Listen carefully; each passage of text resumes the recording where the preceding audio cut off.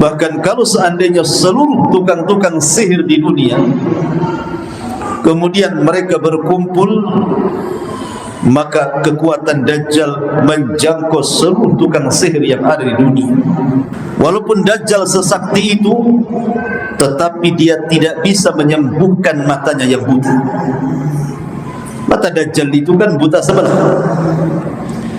Makanya disebutkan oleh Rasul sallallahu alaihi wasallam, "Inna rabbaka laisa bi'aqwa." Sesungguhnya Rabb kalian tidak buta sebelah, tapi Dajjal adalah buta sebelah. Dan yang sebelahnya yang tidak buta itu seperti buah anggur yang keluar. Artinya Dajjal itu jahat.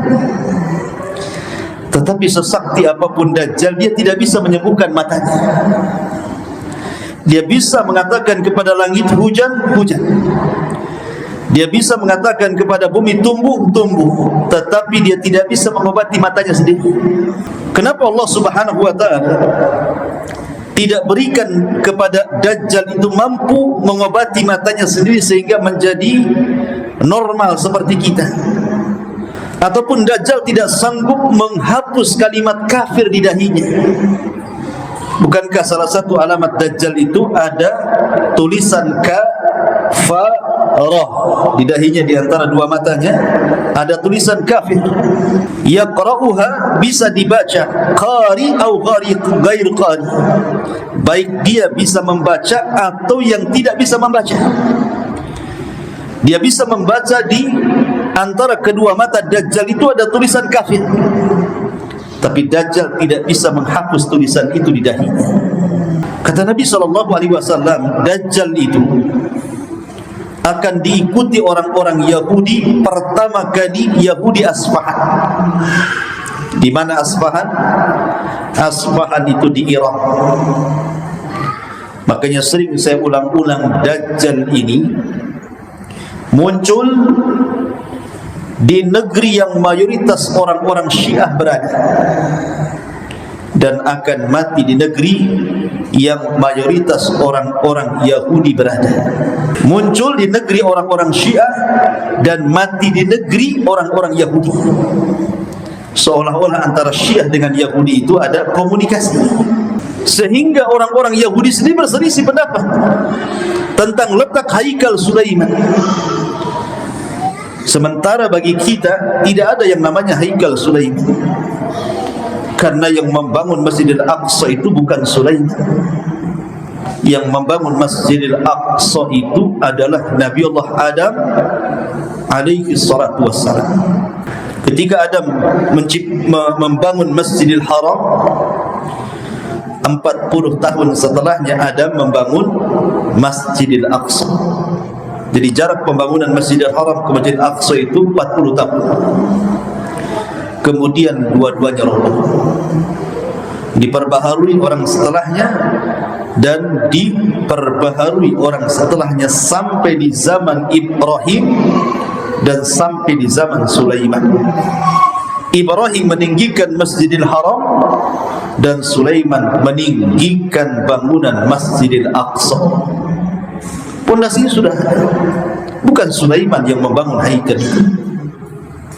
Sehingga tidak ada yang namanya haikal Sulaiman itu. Sampai kiamat mereka tidak akan mampu untuk menemukan haikal itu.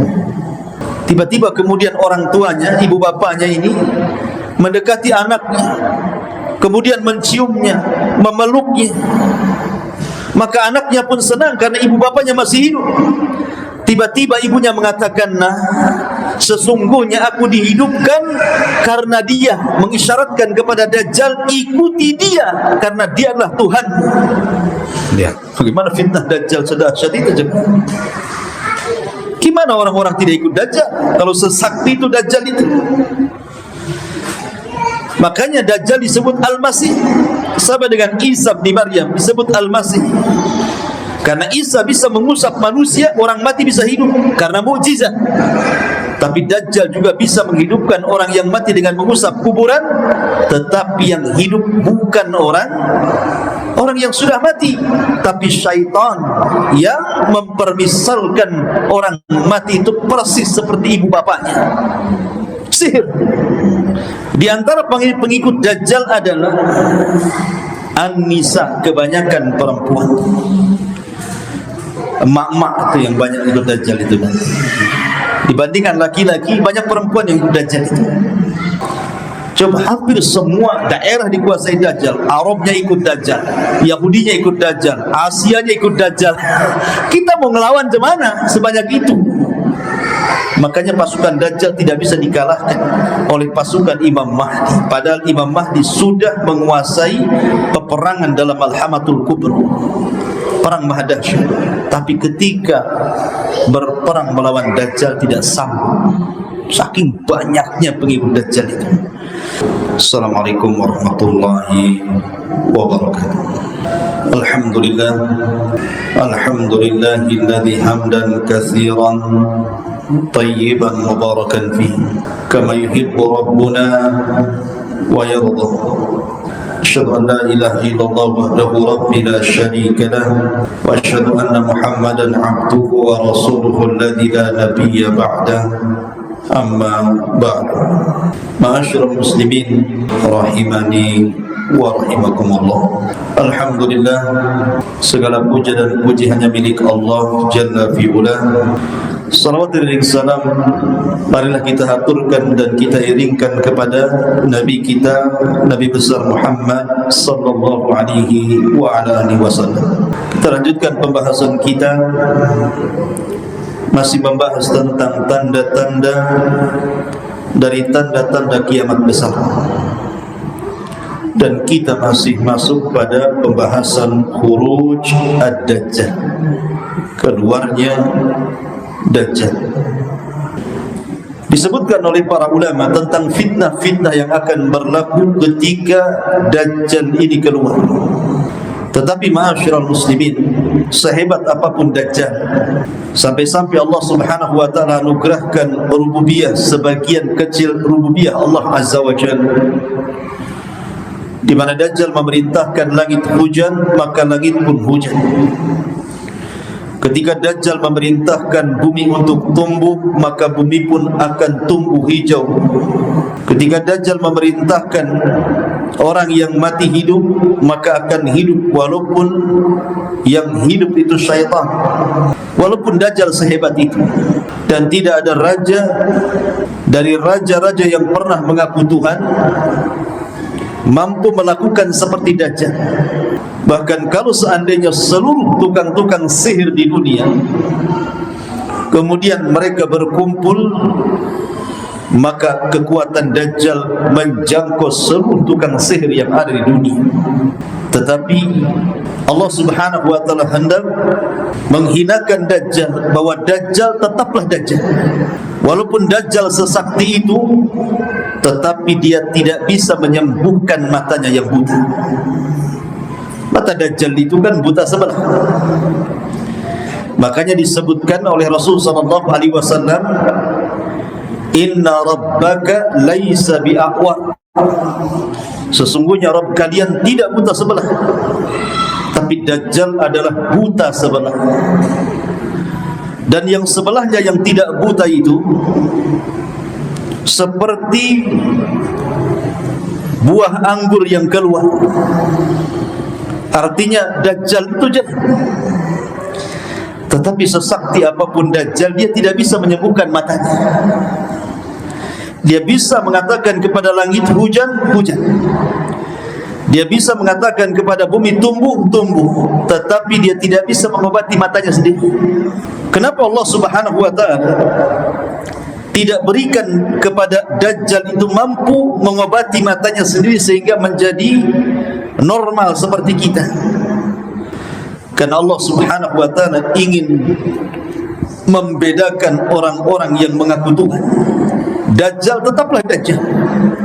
Dia orang yang jelek, yang buruk, yang busuk, yang Allah Subhanahu wa taala kirimkan untuk ibtila, menguji iman manusia. Ataupun Dajjal tidak sanggup menghapus kalimat kafir di dahinya. Bukankah salah satu alamat Dajjal itu ada tulisan kafarah di dahinya, di antara dua matanya ada tulisan kafir.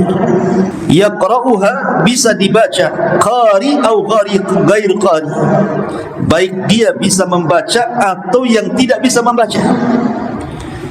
Dia bisa membaca di antara kedua mata Dajjal itu ada tulisan kafir, tapi Dajjal tidak bisa menghapus tulisan itu di dahinya. Kenapa? Karena Allah Subhanahu wa ta'ala ingin menghinakan bahwa siapapun yang mengaku dirinya Tuhan, dia bukan Tuhan karena masih punya kekurangan. Lihat Dajjal. Atau mungkin menyembuhkan kedua kakinya. Kedua kakinya Dajjal itu murabbah. Mungkin bahasa kitanya egang gitu ya. Jadi betisnya itu seperti busur panah, kakinya itu seperti busur panah seperti ini. Jadi jalannya jelek. Itu saja tidak bisa menyembuhkan kedua kakinya. Artinya ada sisi kelemahan Dajjal. Dan siapapun yang melihat Dajjal dengan kacamata ilmu, maka dia tidak mungkin beriman dengan Dajjal. Tidak mungkin Tuhan seperti itu, banyak cacat. Tapi Dajjal tidak bisa menyembuhkan cacatnya itu. Ma'asyiral muslimin yang dimuliakan Allah Subhanahu wa ta'ala. Akan tetapi Dajjal ini memang diutus oleh Allah Subhanahu wa ta'ala untuk ibtila, menguji agama manusia. Dan tidak ada fitnah melebihi fitnah Dajjal yang paling besar yang pernah Allah munculkan di alam semesta ini, karena kerusakannya luar biasa. Maka malam ini kita akan rinci siapa para pengikut Dajjal dulu, apa fitnahnya, apa kerusakannya, kemudian bagaimana caranya kita menghindar dari Dajjal ini, dan bagaimana Dajjal wafatnya atau meninggalnya atau matinya, atau kasarnya mampusnya gitu. Sebab kalau meninggal terlalu sopan itu Dajjal gitu. Ma'asyiral muslimin yang dimuliakan Allah Subhanahu wa ta'ala. Pengikut Dajjal yang pertama adalah orang-orang Yahudi. Orang-orang Yahudi adalah para pengikut Dajjal. Karena bagi Yahudi, Dajjal itu seperti Imam Mahdi dalam Islam.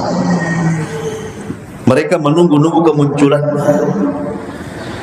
Mereka tidak mengatakan Dajjal, tapi mereka menyebutnya dengan Matius, penyelamat. Itu keyakinan orang Yahudi. Makanya Allah Subhanahu wa Rasul sallallahu alaihi wasallam bersabda dalam sebuah hadis dari Anas bin Malik radhiyallahu an, kata Nabi sallallahu alaihi wasallam, yatba'ud dajjalu min yahudi Asfahan sab'una alfan alaihimut tayalis. Kata Nabi sallallahu alaihi wasallam, Dajjal itu akan diikuti orang-orang Yahudi, pertama kali Yahudi Asfahan. Di mana Asfahan? Asfahan itu di Irak. Makanya sering saya ulang-ulang, Dajjal ini muncul di negeri yang mayoritas orang-orang Syiah berada, dan akan mati di negeri yang mayoritas orang-orang Yahudi berada. Muncul di negeri orang-orang Syiah dan mati di negeri orang-orang Yahudi. Seolah-olah antara Syiah dengan Yahudi itu ada komunikasi, ada hubung kait, ada korelasi dari kemunculan sampai matinya Dajjal. Maka tidak pernah kita mengakui tentang ajaran Syiah itu bagian dari Islam. Maksudnya Syiah di sinilah Syiah Rafidah, Syiah yang mencela para sahabat Nabi sallallahu alaihi wasallam, yang mengkafirkan Abu Bakar, Umar dan juga Utsman. Kata Nabi sallallahu alaihi wasallam, Dajjal akan diikuti oleh orang-orang Yahudi Asfahan Iran. Berapa jumlahnya? 70.000 tentara Yahudi Asfahan akan ikut di belakang Dajjal. Dan ini tentara pertama yang akan menjadi kekuatan Dajjal untuk merusak bumi. Makanya ma'asyiral muslimin yang dimuliakan Allah Subhanahu wa ta'ala, ketika kita berkisah sedikit tentang Palestina, kenapa orang-orang Yahudi itu mereka bersikeras untuk menguasai Palestina? sejengkal demi sejengkal, sehasta demi sehasta, sekilo demi sekilo, semil demi semil, dan akhirnya menguasai sebagian besar negeri Palestina. Bahkan anehnya, yang mereka kuasai adalah daerah-daerah yang dianggap suci seperti Baitul Maqdis. Betul-betul mereka kuasai. Karena ada sebuah keyakinan yang menurut kita kaum muslimin, keyakinan itu direkayasa. Karena keyakinan itu hanya propaganda, tidak ada kenyataannya. Hanya ingin mencaplok sebuah daerah, kemudian membuat alasan atas nama agama Yahudi, di mana mereka mengatakan kenapa kami harus menguasai Baitul Maqdis, karena di Masjidil Aqsa itu di bawahnya ada Haikal Sulaiman. Disebut Haikal itu artinya pondasi. Pondasi Masjid Al-Aqsa itu disebut Haikal. Mereka mencari Haikal ini. Dan sampai hari ini sudah berapa ratus tahun orang Yahudi itu menggali situs tentang Haikal Sulaiman. Sampai hari ini tidak didapati sedikit pun pondasinya, tidak didapati. Sehingga orang-orang Yahudi sendiri berselisih pendapat tentang letak Haikal Sulaiman. Sementara bagi kita tidak ada yang namanya Haikal Sulaiman, karena yang membangun Masjidil Aqsa itu bukan Sulaiman. Yang membangun Masjidil Aqsa itu adalah Nabiullah Adam alaihi salatu wassalam. Ketika Adam membangun Masjidil Haram, 40 tahun setelahnya Adam membangun Masjidil Aqsa. Jadi jarak pembangunan Masjidil Haram ke Masjidil Aqsa itu 40 tahun. Kemudian dua-duanya roboh, diperbaharui orang setelahnya, dan diperbaharui orang setelahnya sampai di zaman Ibrahim dan sampai di zaman Sulaiman. Ibrahim meninggikan Masjidil Haram dan Sulaiman meninggikan bangunan Masjidil Aqsa. Pondasinya sudah ada. Bukan Sulaiman yang membangun Haikal itu, sehingga tidak ada yang namanya Haikal Sulaiman itu. Sampai kiamat mereka tidak akan mampu untuk menemukan Haikal itu. Kemudian mereka memiliki alasan, kalau seandainya Haikal itu ditemukan, Haikal itu ditemukan, pondasi Masjidil Aqsa itu ditemukan, maka mereka akan merobohkan Masjidil Aqsa yang sekarang, kemudian akan membangun bangunan Masjidil Aqsa di atas pondasi Haikal Sulaiman yang kecil itu. Bukan tidak ada alasan bagi orang Yahudi kenapa mereka sampai punya keyakinan seperti itu. Dan hari ini Masjidil Aqsa itu tidak bisa menampung orang ramai. Kenapa? Karena di bawah masjid itu sudah banyak terowongan, banyak galian ke sana kemari, sehingga kapasitas masjid itu tidak bisa banyak-banyak. Kalau sempat penuh bisa ambruk. Orang-orang Yahudi berkeyakinan bahwa apabila Haikal Sulaiman terbangun, kemudian pondasi Masjidil Aqsa yang sekarang dirobohkan, kemudian mereka akan membangun di atas Haikal Sulaiman, maka akan datang penyelamat mereka. Karena syaratnya datangnya penyelamat mereka itu ketika Haikal Sulaiman ditemukan, kemudian bangunannya didirikan. Disitulah Matius mereka, penolong mereka akan datang. Yang dimaksud kita adalah Dajjal. Ma'asyiral muslimin yang dimuliakan Allah Azza wa Jalla. Makanya keyakinan orang Yahudi itu terus tertanam. Dan sekarang di Iran, menurut penelitian di Asfahan, di sebuah kota Asfahan di Iran, itu sudah banyak orang-orang Yahudi yang tinggal di situ, dan jumlahnya ribuan. Maka ini bagian daripada pembenaran sabda Nabi SAW. Bukanlah Dajjal ini akan diikuti oleh 70.000 Yahudi Asfahan lengkap dengan tayalis. Toyalis itu atribut keyahudian. Atribut keyahudian dengan serbannya, dengan pakaian khasnya. Antum tahu kan pakaian khasnya Yahudi yang hitam-hitam itu? Itulah disebut toyalis namanya. Mereka lengkap dengan toyalis itu, dengan atribut itu, dan mereka menunggu kedatangan Dajjal. Jadi yang pertama, pengikut Dajjal adalah orang-orang Yahudi, diawali dari Asfahan, kemudian diikuti Yahudi-Yahudi yang ada di tempat-tempat yang lainnya, akan bergabung. Ma'asyiral muslimin yang dimuliakan Allah Subhanahu wa taala.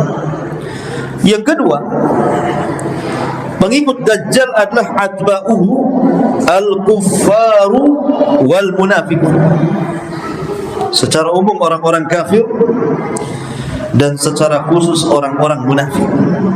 Dan itu disebutkan dalam sebuah hadis yang dikeluarkan Imam Muslim dari Anas ibn Malik radhiyallahu anhu, anna an-nabiy sallallahu alaihi wasallam qala laisa min baladin illa sayata'uhu ad-dajjalu illa Makkah wal Madinah wa laysa naqabun min aqabiha illa 'alayha al-malaikatu hafina tahrusuha fayanzilu bisabghah fatarjifu al-madinatu bi ahliha thalatha rajafat yakhruju ilayhi minha kullu kafirin wa munafiqin. Apa kata Nabi dalam hadis yang dikeluarkan Anas ibn Malik radhiyallahu anhu dari hadis Bukhari? Tidak ada satupun negeri di dunia ini kecuali akan diinjak Dajjal. Tidak ada satupun negeri. Sebutkan negeri apa saja yang tercantum dalam peta atau yang tidak tercantum dalam peta, semua akan diinjak Dajjal. Karena Dajjal itu mampu untuk berkeliling dunia kal ghaithi, seperti ghaith. Ghaith itu seperti gerimis yang dihempas angin. Jadi kalau ada angin kencang kemudian ada gerimis, maka tentu angin akan mudah untuk membawa rintikan-rintikan hujan kecil. Seperti itulah kecepatan Dajjal ketika mengelilingi dunia, seperti gerimis yang dihempas angin kencang. Tahu-tahu sudah di sana, tahu-tahu sudah di sana, gitu ya. Ada memang hadis dhaif yang disebutkan para ulama bahwa kendaraan Dajjal adalah keledai yang sangat panjang sekali dan mampu melesat untuk menginjak daerah-daerah yang sulit untuk diinjak kecuali Dajjal mampu ke daerah itu. Mungkin sekarang pakai helikopter ke daerah-daerah terpencil itu kadang-kadang masih susah mendaratnya dan begitu seterusnya. Tapi Dajjal tidak ada daerah yang mudah ataupun yang sulit kecuali diinjaknya. Tapi hadis ini lemah. Dajjal punya kendaraan itu hadisnya lemah. Jadi, tetapi ada juga yang kemudian sampai berlebihan, ya, mengatakan bahwa kendaraan Dajjal itu semacam pesawat UFO, pesawat piring, ya, pesawat UFO, dan sudah ditemukan ada di Jawa sana. Jadi, kok bisa startnya di Jawa pula ceritanya gitu.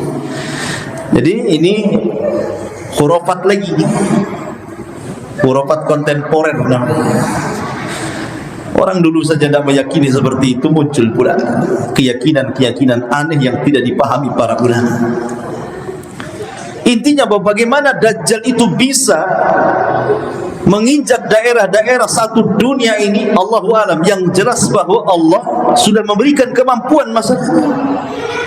Tidak mustahil bagi Allah Dajjal ini mampu berkeliling dunia hanya waktu yang sangat singkat, 40 hari, yang satu hari pertama sama dengan setahun, satu hari kedua sama dengan sebulan, dan satu hari ketiga sama sepekan, dan hari keempat dan begitu seterusnya sama dengan hari-hari kita hari ini. Kata para ulama penafsirannya, apa yang dimaksud satu hari dengan setahun, satu hari sama dengan sebulan, satu hari sama dengan sepekan, itu maksudnya Dajjal itu bukan hanya menginjak daerah normal waktunya, tetapi juga menginjak daerah-daerah yang tidak normal waktunya, seperti daerah kutub yang siangnya lama, malamnya lama. Itu maksudnya seperti itu hadis ini. Jadi tidak ada tempat kecuali injak Dajjal.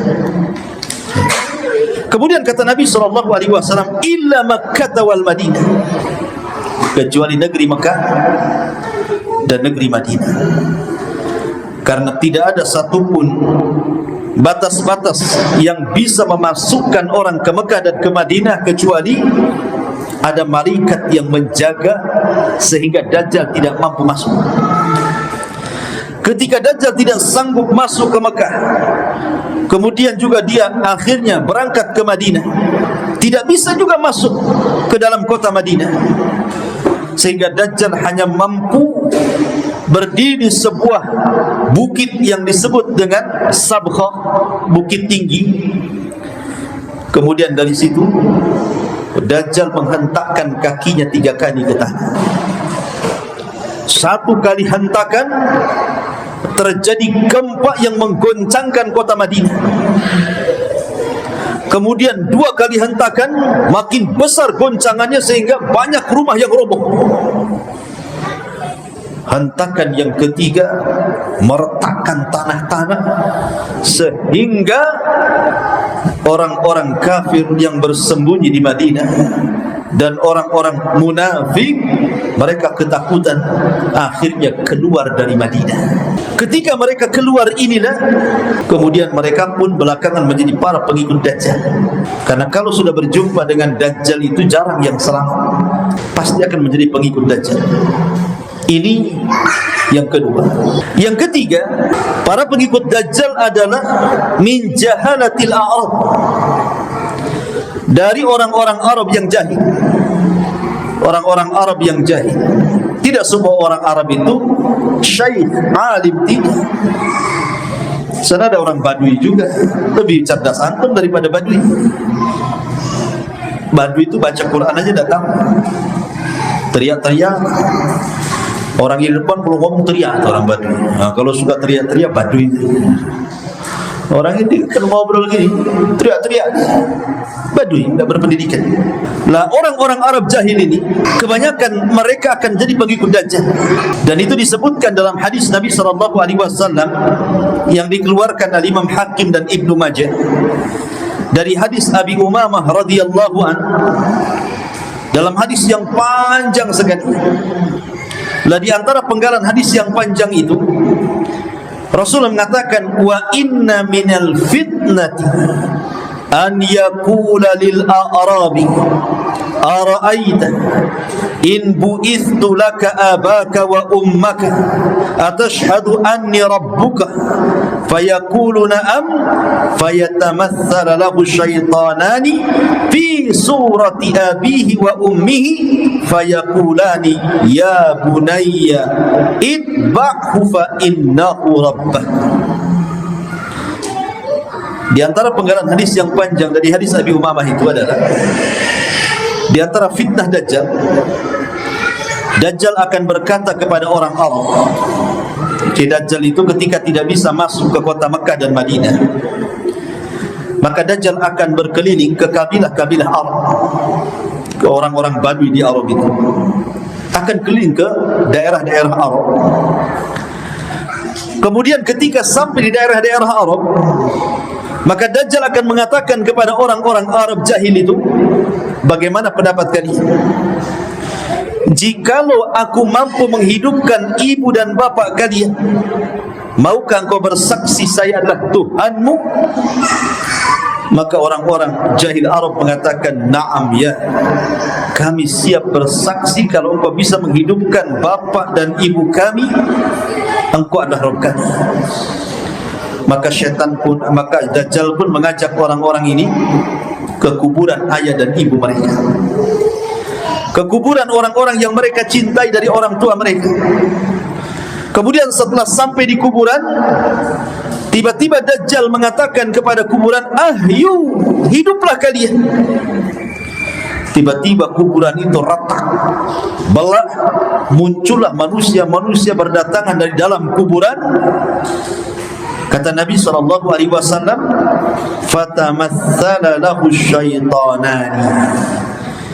Maka setan-setan itu bekerja sama dengan Dajjal, menyerupai ibu bapa orang-orang yang dipanggil Dajjal itu. Tiba-tiba setelah hidup ibu bapa mereka, padahal itu adalah jelmaan syaitan, bukan beneran, itu sihir. Tiba-tiba kemudian orang tuanya, ibu bapanya ini mendekati anaknya, kemudian menciumnya, memeluknya. Maka anaknya pun senang karena ibu bapanya masih hidup. Tiba-tiba ibunya mengatakan, "Nah, sesungguhnya aku dihidupkan karena dia," mengisyaratkan kepada Dajjal, "ikuti dia karena dia adalah Tuhan." Lihat bagaimana fitnah Dajjal sedahsyat itu. Gimana orang-orang tidak ikut Dajjal kalau sesakti itu Dajjal itu? Makanya Dajjal disebut Al-Masih, sama dengan Isa bin Maryam disebut Al-Masih. Karena Isa bisa mengusap manusia, orang mati bisa hidup karena mukjizat. Tapi Dajjal juga bisa menghidupkan orang yang mati dengan mengusap kuburan.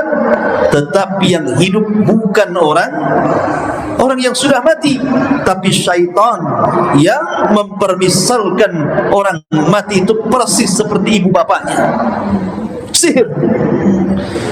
Sihir daripada Dajjal. Tukang sihir mana yang bisa melakukan seperti Dajjal? Tidak ada. Sesakti itu Dajjal. Makanya wajar orang-orang Arab itu mereka banyak mengikuti Dajjal. Ini yang ketiga.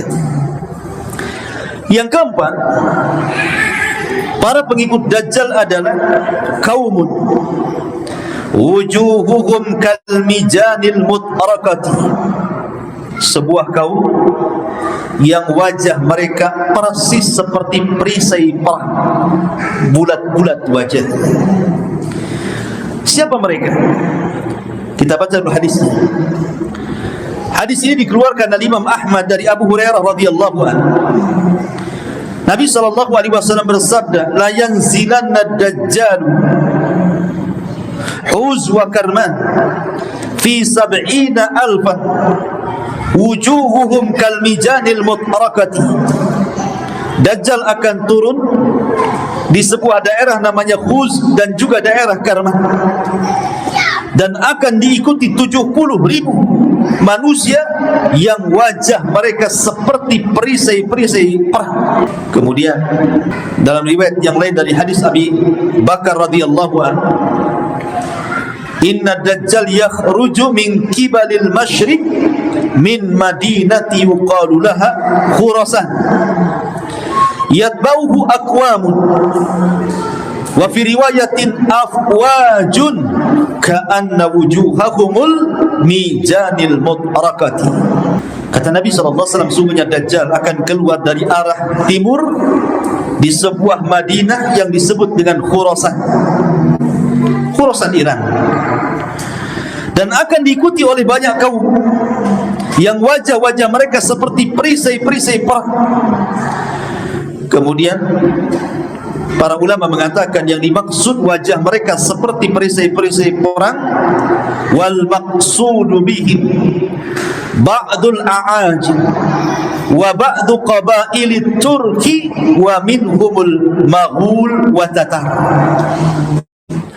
Kata para ulama yang dimaksud para pengikut Dajjal yang wajah mereka seperti perisai perang itu, mereka orang-orang asing, artinya bukan Arab kayak kita gitu. Kita ini disebut orang non-Arab. Jadi para pengikut Dajjal itu orang seperti kita ini. Kemudian sebagian kabilah dari Turk. Turk itu bukan Turki, bukan. Turk itu disyaratkan kepada Mongolia ataupun Tatar. yang pernah menyerang Baghdad atas kerjasama Ibnu Alqamah seorang Syiah, sehingga banyak khulafa Abbasiyah terbunuh, bahkan ribuan jiwa kaum muslimin dibantai oleh Tatar dan bisa digulingkan di zaman Syekhul Islam Ibnu Taimiyah. Maksudnya pengikut Dajjal itu ya orang-orang yang wajahnya bulat, hidungnya pesek, matanya sipit, orangnya pendek-pendek. Itulah para pengikut Dajjal. Ini siapa nih? Yang bulat-bulat. Antum tengok anak pula. Masyarul muslimin yang dimuliakan Allah Subhanahu wa taala. Jadi orang-orang ajam, orang-orang asing di luar Arab.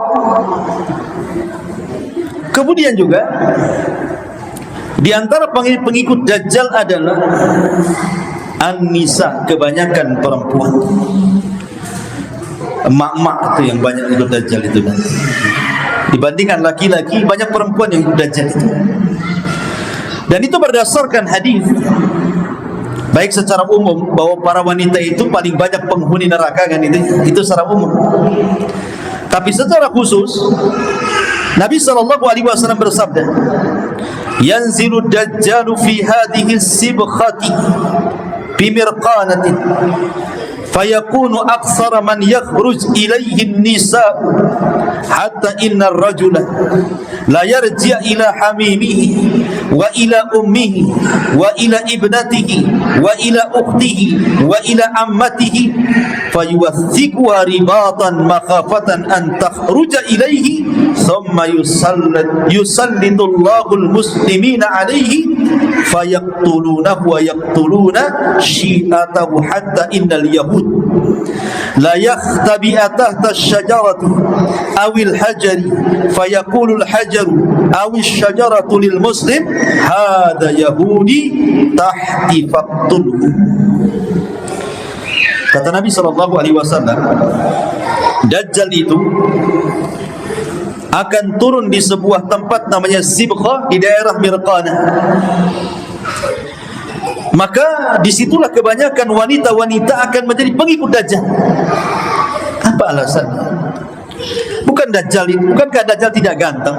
Kecuali Dajjal itu tampan, ganteng, steril, jalannya bagus. Dajjal ini sudah buta, ya kan? Buta sebelah, yang melihat saja mata yang warasnya aja nonjol kayak anggur. Itu yang warasnya itu nonjol kayak anggur. Kemudian tulisan kafir. Kemudian jalannya bengkok. Kemudian pendek, keriting, kriwel. Kenapa perempuan suka dengan Dajjal? Kalah tuh. Ya. Bukan masalah itu. Karena wanita ini terkadang, apalagi wanita di zaman sekarang, tidak melihat gantengnya laki-laki. Kebanyakan wanita zaman sekarang, apalagi sudah pernah menikah, ya sudah agak sedikit tua gitu, 30 tahun ke atas, yang dipandang itu bukan paras tampan, tapi yang dipandang itu harta yang dibawa antum itu. Coba antum ke desa, bawa mobil yang bagus sekali, bawa uang sekoper gitu ya, nggak lihat antum, lihat kopernya itu, lihat mobilnya. Makanya seandainya perempuan itu memilih dua laki-laki, yang satu tampan tetapi banyak hutang, yang satu kurang tampan tapi kaya raya, kalau kau jadi istriku sebulan aku kasih 100 juta, saya yakin wanita akan memilih yang kedua dibandingkan yang pertama. Apalah modal ganteng aja gitu, sana kemari dicari di kolektor katanya. Ya, karena memang perempuan itu fitrahnya ke situ. Beda dengan laki-laki, terbalik kalau laki-laki itu. Terbalik, ada perempuan kurang cantik, hitam, gemuk, kaya, tapi yang satunya cantik, modelnya luar biasa. Pasti antum milih yang cantik. Nggak mungkin milih yang kaya. Nggak mungkin, pasti milih yang cantik. Kaya itu nomor berapa laki-laki itu? Karena laki-laki itu tidak pernah perhatian. Jangankan lagi soal harta, baju yang dipakai seminggu nggak diganti-ganti kalau laki-laki itu. Itu baju sholat, baju kerja, baju jalan, baju olahraga satu. Kalau perempuan kan nggak bisa kayak gitu. Baju tidur lain, baju nyuci lain, baju arisan lain, baju semua lain. Lah Dajjal itu sanggup memberikan kebutuhan wanita. Kau mau tas merek apa? Saya kasih. Sepatu merek apa? Mau model seperti apa? Mau emas berapa kilo? Semua ada. Makanya gimana wanita tidak ikut Dajjal? Sementara janji-janjinya adalah dunia dan kenikmatannya. Dajjal bisa mengatakan kepada bumi, ukhruji kunuzak, keluarkan pembenaran bumi. Keluar emas, jamrud, macam-macam. Ya. Kalau kita keluar singkong, nggak akan keluar. Jangankan emas, singkong aja nggak keluar. Karena tidak punya kesaktian seperti Dajjal. Itulah yang menjadikan kenapa kaum Hawa lebih banyak jadi pengikut Dajjal dibandingkan kaum laki-laki. Makanya kata Nabi SAW, saking khawatirnya Dajjal itu menguasai kaum wanita. Wa inna rajul, sampai seorang laki-laki bergegas ke rumahnya, mencari istrinya, mencari anak perempuannya, mencari bibinya, mencari ibunya, mencari ibu mertuanya. Pokoknya yang namanya perempuan dicari semuanya, itu keluarganya. Kemudian dia pun mengikat dengan rantai agar jangan sampai keluar rumah berjumpa dengan Dajjal. Seperti itu di akhir zaman antum menjaga istri antum. Sampai dirantai padahal enggak gila. Biasanya kalau dirantai itu kan orang gila biasa dipasung kan. Nanti di akhir zaman wanita-wanita waras dipasung semua sama laki-laki. Kenapa? Dikhawatirkan keluar jadi pengikut Dajjal. Tapi nanti jangan dipasung sekarang. Dajjal belum keluar. Mana istri antum? Kurung di rumah, dikeluar, takut ketemu Dajjal kan? Dajjalnya nanti belum keluar. Nanti di akhir zaman. Sekarang bolehlah ke pasar sini belanja. Ya. Masyarul muslimin yang dimuliakan Allah Azza wa Jalla. Ini pengikut-pengikut Dajjal. Orang Yahudi, orang kafir, orang munafik, orang-orang asing dari kalangan Asia, kemudian juga orang-orang Arab jahil, dan juga kaum wanita. Ini semua adalah fitnah-fitnah terbesar bagi kita kaum muslimin, karena pengikut sebanyak itu macam mana ngelawannya? Coba hampir semua daerah dikuasai Dajjal. Arabnya ikut Dajjal, Yahudinya ikut Dajjal, Asianya ikut Dajjal. Kita mau ngelawan kemana sebanyak itu? Makanya pasukan Dajjal tidak bisa dikalahkan oleh pasukan Imam Mahdi. Padahal Imam Mahdi sudah menguasai peperangan dalam Al-Hamatul Kubra, perang Mahdasyah. Tapi ketika berperang melawan Dajjal tidak sanggup, saking banyaknya pengikut Dajjal itu. Subhanallah bihamdika, asyhadu an la ilaha illa anta, astaghfiruka wa atubu ilaik. Allahu ta'ala alam. Assalamualaikum warahmatullahi wabarakatuh.